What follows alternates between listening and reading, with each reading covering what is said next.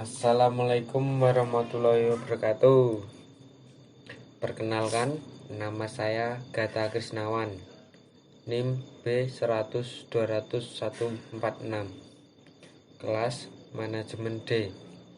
Di sini saya akan menyampaikan tugas akhir IKPWN 4 dengan topik karyawan dan buruh banyak terkena PHK karena pandemi. Lebih dari 50% tenaga kerja di Indonesia mengalami dampak dari pandemi COVID-19, entah itu di PHK atau dirumahkan sementara. Pekerja yang sudah bekerja di industri di Indonesia yang terkena dampaknya sekitar 54%, atau secara spesifik yang diberhentikan permanen 35% dan dirumahkan sementara 19%.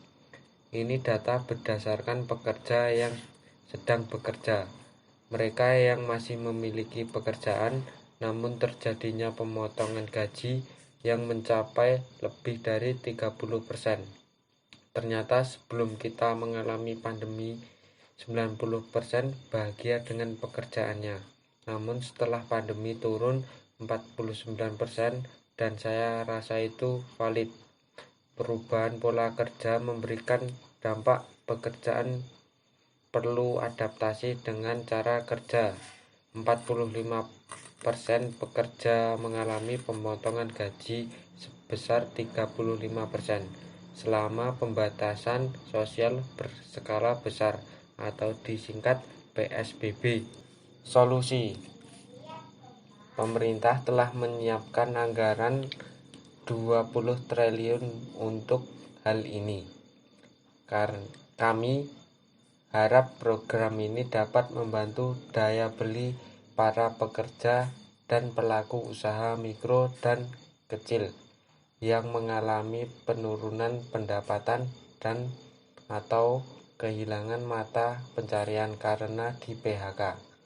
Di masa pandemi ini, pemerintah menyampaikan bahwa program Kartu Prakerja akan menyasar sekitar 5,6 juta person di tahun 2020 dengan besaran bantuan pelatihan dan insentif yang diterima masing-masing peserta Rp3.550. Di samping itu, Undang-Undang Nomor 13 Tahun 2003 tentang Ketenagakerjaan sudah menegaskan bahwa PHK seharusnya menjadi langkah terakhir yang ditempuh. Sebelum melakukan PHK, Undang-Undang Ketenagakerjaan mengatur bagaimana pengusaha, buruh, serikat buruh, dan pemerintah harus bekerja sama agar tidak terjadi PHK. Menghindari PHK, pengusaha, pekerja, serikat pekerja, dan pemerintah harus mampu menjalin kerjasama yang mengantisipasi terjadinya PHK. Berikut ini 2 hal yang bisa dilakukan. 1. Lakukan dialog 2 arah atau bipartit. Selain itu, dialog bipartit juga perlu membahas antisipasi terhadap kondisi terburuk hubungan kerja di antara mereka, seperti efisien, pengaturan jam kerja, dan pembagian kerja. Dialog ini menjadi pintu utama membangun pemahaman bersama menghadapi dampak pandemi COVID-19, baik bagi pengusaha maupun pekerja. 2. Susun kebijakan ketenagakerjaan dalam situasi pandemi COVID-19. Selain itu, pemerintah juga diperlukan melakukan rencana mitigasi ketenagakerjaan dalam menghadapi situasi kerja yang memburuk karena krisis ekonomi sebagai dampak pandemi COVID-19.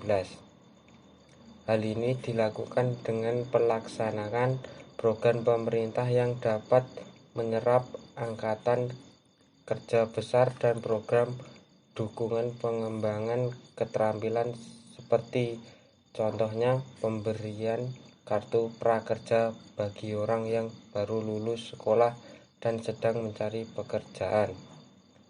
Itu yang dapat saya sampaikan. Wassalamualaikum warahmatullahi wabarakatuh.